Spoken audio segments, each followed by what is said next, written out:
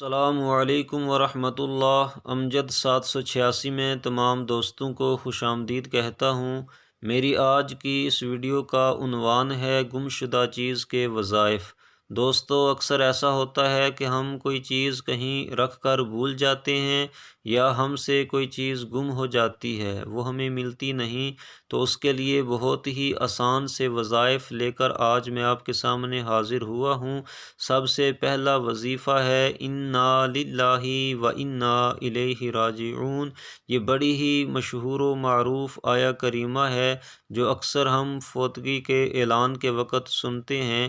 تو اس آیہ کریمہ کو اگر ہم کثرت کے ساتھ تلاوت کرتے رہیں تو ہماری وہ گم شدہ چیز ہمیں مل جائے گی، یا وہ چیز جس کو رکھ کے ہم کہیں بھول چکے ہیں تو وہ چیز بھی ہمیں مل جائے گی۔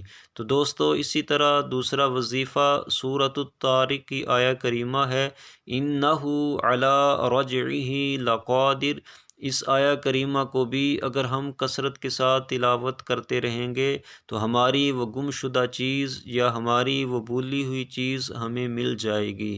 دوستو، اسی طرح ایک اور تیسرا وظیفہ جو آپ کی خدمت میں لے کر حاضر ہوا ہوں، وہ بڑی ہی مشہور و معروف ہستی سے منقول ہے، جن کا نام نامی اسم گرامی شیخ احمد کبیر رفاعی رحمۃ اللہ تعالی علیہ ہے۔ آپ سے یہ دعا منقول ہے، یہ دعا اگر ہم پڑھیں گے تو ہماری گم شدہ چیز مل جائے گی۔ وہ دعا یہ ہے، یا جامع الناس لیوم لا ریب فیہ رد علی ضالتی۔ اس دعا کو اگر ہم کثرت کے ساتھ پڑھتے رہیں گے تو ہماری گم شدہ چیز ہمیں مل جائے گی۔ تو دوستو، اسی طرح جو چوتھا وظیفہ میں آپ کی خدمت میں لے کر حاضر ہوا ہوں وہ یہ ہے، یا ربی موسیٰ یا ربی کلیم بسم اللہ الرحمن الرحیم۔ اس وظیفے کو بھی اگر ہم کثرت کے ساتھ کرتے رہیں گے، کثرت کے ساتھ پڑھتے رہیں گے تو ہماری گم شدہ چیز ہمیں مل جائے گی۔ تو یہ آج کے 4 وظائف تھے جو میں آپ کی خدمت میں لے کر حاضر ہوا۔